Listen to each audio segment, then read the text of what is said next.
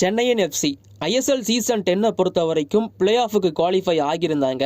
But இருந்தாலும் knock out ஸ்டேஜில் கோவா கிட்ட தோற்று வெளியேறி இருந்தாங்க. பட் இருந்தாலும் சூப்பரான பர்ஃபார்மன்ஸ் கொடுத்துருந்தாங்க எண்ட் ஆஃப் த சீசனில் அப்படிங்கிறது உங்கள் எல்லாருக்குமே தெரிஞ்சிருக்கும். அண்ட் ஓவன் கோயில் தலைமையில் இந்த டீம் நல்லாவே ப்ளே பண்ணியிருந்தாங்க. பட் இருந்தாலும் அடுத்த சீசன் ஐஎஸ்எல் சீசன் 11க்கு அதாவது ஐஎஸ்எல் சீசன் 2024-25க்கு ஒரு சில சேஞ்சஸ் அண்ட் டீம்லையும் ஒரு சில சைனிங்ஸ் பண்ணுறதுக்கான வாய்ப்பு இருக்குது அப்படிங்கிற மாதிரி ஒரு சில ரூமர்ஸ் இப்போதைக்கு வந்திருக்கு. அதெல்லாம் என்ன அப்படிங்கிறத தான் இந்த வீடியோவில் நம்ம தெரிஞ்சுக்க போகிறோம். ஸோ டிரான்ஸ்ஃபர் மார்க்கெட் அவங்களோட சோர்ஸ் படி ஒரு 13 ரூமர்ஸ் இருக்குது அப்படிங்கிற மாதிரி சொல்லியிருக்காங்க. இது கொஞ்சம் முன்னாடி இருந்தே இருக்குது. ஸோ இப்போ ஒன்றா பார்த்துருவோம். ஃபர்ஸ்ட் ரூமர் வந்து பார்த்தீங்கன்னா முகமது நவாஸ் கோல் கீப்பர். இப்போ வந்து பார்த்தீங்கன்னா அவர் இருக்கிற கிளப் வந்து மும்பை. ஸோ அங்கேருந்து மேபி சென்னை எஃப்சி வரலாம் அப்படிங்கிற மாதிரி சொல்லியிருக்காங்க. அண்ட் அடுத்த பிளேயர் கண்டிப்பாக இந்த பிளேயர் சென்னை எஃப்சிக்கு வரதுக்கு ரொம்ப ரொம்ப சான்சஸ் அதிகம். 90% இவரை சைன் பண்ணி எடுத்துருவாங்க சென்னை எஃப்சி அப்படிங்கிறதுக்கான தகவல் வந்திருக்கு. ஸோ டேனியல் சீமா அவர் தான் ஜாம்ஷெட்பூர் எஃப்சியில் இருந்த பிளேயர். ஓவன் கோயில் வந்து முன்னாடி கோச்சிங் பண்ண டீம் ஜாம்ஷெட்பூர் எஃப்சி உங்க எல்லாருக்குமே தெரிஞ்சிருக்கும். ஸோ இப்போ அவர் வந்து பார்த்தீங்கன்னா மேக்ஸிமம் ஃப்ரீ ஏஜென்டாக தான் இருக்க போறாரு. ஸோ அதனால் அவர் சைன் பண்ணி எடுக்கிறதுல எந்த ஒரு பிரச்சனையுமே இருக்காது அப்படிங்கிற மாதிரி சொல்லியிருக்காங்க. ஸோ அதனால் சீமா சென்னை எஃப்சிக்கு வரதுக்கு ரொம்ப வாய்ப்பு அதிகம் அப்படிங்கிற மாதிரி தான் இப்போதைக்கு ரூமர்ஸ் இருக்கு.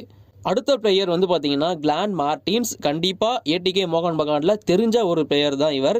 டிஃபென்சிவ் மிட்ஃபீல்டர் இவர். ஸோ இவரை வந்து பார்த்தீங்கன்னா சென்னை எஃப்சி சைன் பண்ணி எடுக்கிறதுக்கான வாய்ப்பு இருக்குது அப்படிங்கிற மாதிரியுமே சொல்லியிருக்காங்க. கிளான் மார்டின்ஸ் அனைவரும் அறிந்த பெயர் தான். வருவாரா இல்லையாங்கிறது நீங்கள் சொல்லுங்கள். அடுத்த பிளேயர் மந்தார் ராவ் தேசாய். ஸோ இவர் ஈஸ்ட் பெங்கால் இருக்கிற ஒரு லெஃப்ட் பேக். இவரையும் சைன் பண்ணி எடுக்கிறதுக்கான வாய்ப்பு இருக்குது அப்படிங்கிற மாதிரி சொல்லியிருக்காங்க. இவரோட கான்ட்ராக்ட் May 31, 2024 முடிய போகுது அப்படிங்கும்போது ஸோ இவரையும் சைன் பண்ணி எடுக்கிறதுக்கான வாய்ப்பு சென்னை எஃப்சி பக்கம் அதிகமாக இருக்குது அப்படிங்கிறதையும் தெரிஞ்சுக்கோங்க. அடுத்த பிளேயர் வந்து பார்த்தீங்கன்னா பிசி லால்டின் புயா. ஸோ இவர் வந்து பார்த்தீங்கன்னா இப்போதைக்கு அதே ஜாம்ஷெட்பூர் எஃப்சி ஓவன் கோயிலோட முன்னாள் டீம். ஸோ அதில் தான் இருக்காரு. இவரோட கான்ட்ராக்டும் May 31, 2024 முடியுதாங்க. இவர் ஒரு சென்டர் பேக் பிளேயர். இவரையும் சைன் பண்ணி எடுக்கிறதுக்கான வாய்ப்பு இருக்குது அப்படிங்கிற மாதிரி சொல்லியிருக்காங்க. அடுத்ததா எல்சின்ஹோ, பிரேசில் நாட்டை சேர்ந்த ஒரு சென்டர் பேக் இவர். ஸோ இவரும் இப்போதைக்கு ஜாம்ஷெட்பூர் எஃப்சியில் தான் இருக்காரு. இவரோட கான்ட்ராக்ட் அப்படிங்கிறது May 31, 2024 முடிய போகுது அப்படிங்கிற மாதிரி சொல்லியிருக்காங்க. ஸோ அதனால் இவரும் சென்னை எஃப்சிக்கு வரதுக்கான வாய்ப்பு கொஞ்சம் அதிகமாகவே இருக்குது அப்படிங்கிறது தான் இப்போதைக்கு இருக்கிற ரூமர். அடுத்ததாக வந்து பார்த்தீங்கன்னா ஹார்மிபம் கேரளா பிளாஸ்டர்ஸ் எஃப்சியை சேர்ந்த சென்டர் பேக். ஸோ அவரும் சென்னை எஃப்சிக்கு வரதுக்கான வாய்ப்பு கொஞ்சம் அதிகமாக இருக்குது அப்படிங்கிற மாதிரி தான் இப்போதைக்கு ரூமர்ஸ் போயிட்டுருக்கு. அடுத்ததா left midfielder from Kerala Blasters FC Danish Farooq. So அவருக்கும் ரோப் பண்ணிட்டு இருக்காங்க சென்னை எஃப்சி அப்படிங்கிறதுக்கான தகவல் வந்திருக்கு. அதாவது சென்னை எஃப்சி இவரையும் சைன் பண்ணுறதுக்கான வாய்ப்பு இருக்குது அப்படிங்கிறதுக்கான ரூமர் இப்போதைக்கு போயிட்டுருக்கு. சைன் பண்ணுவாங்களா இல்லையா அப்படிங்கிறதெல்லாம் நம்ம வெயிட் பண்ணி காத்திருந்து தான் தெரிஞ்சுக்கணும். அடுத்த பிளேயர் ஜிதேந்திர சிங். ஸோ ஜிதேந்திர சிங்கை பொறுத்த வரைக்கும் May 31, 2024 ஜாம்ஷெட்பூர் எஃப்சியில் அவரோட கான்ட்ராக்ட் முடியுது. இவரும் ஒரு சென்டர் பேக் தான். இவரையும் மேபி சென்னை எஃப்சி சைன் பண்ணி எடுக்கிறதுக்கான வாய்ப்பு இருக்குது. ஸோ நான் சொல்கிற எல்லா பிளேயரையும் சைன் பண்ணி எடுப்பாங்க அப்படிங்கிறது கிடையாது. ஸோ இதில் வந்து ஒரு சில பிளேயர்ஸை வந்து அவங்க கண்டிப்பாக சைன் பண்ணி எடுக்கிறதுக்கான வாய்ப்பு இருக்குது அப்படிங்கிற மாதிரி சொல்லியிருக்காங்க.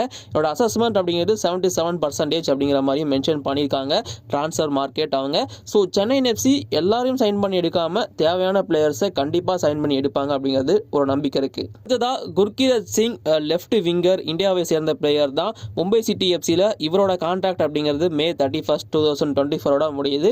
ஸோ இவரையும் சைன் பண்ணி எடுக்கிறதுக்கான வாய்ப்பு இருக்குது அப்படிங்கிறதுக்கான தகவல் வந்திருக்கு. தென் ஜேஎஸ் ராணே. ஸோ ஆல்ரெடி இவர் உங்கள் எல்லாருக்குமே தெரிஞ்சிருக்க வாய்ப்பு இருக்குது. ஸோ அவரோட கான்ட்ராக்டும் மும்பை சிட்டி எஃப்சியில் May 31, 2024 முடியுது. So defensive midfielder. கண்டிப்பாக இந்த பேர் சென்னை எஃப்சி ஃபேன்ஸுக்கு கண்டிப்பாக தெரிஞ்சிருக்கும். இவரை சைன் பண்ணுறதுக்கான வாய்ப்பும் இருக்குது அப்படிங்கிற மாதிரி சொல்லிட்டு இருக்காங்க. And then Germanpreet Singh. So இவரையும் நீங்கள் சென்னை எஃப்சியில் பார்த்துருப்பீங்க.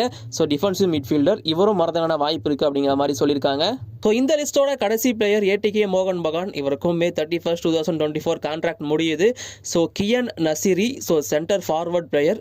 இவர் வந்து ஒரு யங்ஸ்டர், 23 வயசு ஆகுது. இவரையும் மேபி சென்னை எஃப்சி சைன் பண்ணி எடுக்கலாம் அப்படிங்கிற மாதிரி சொல்லியிருக்காங்க.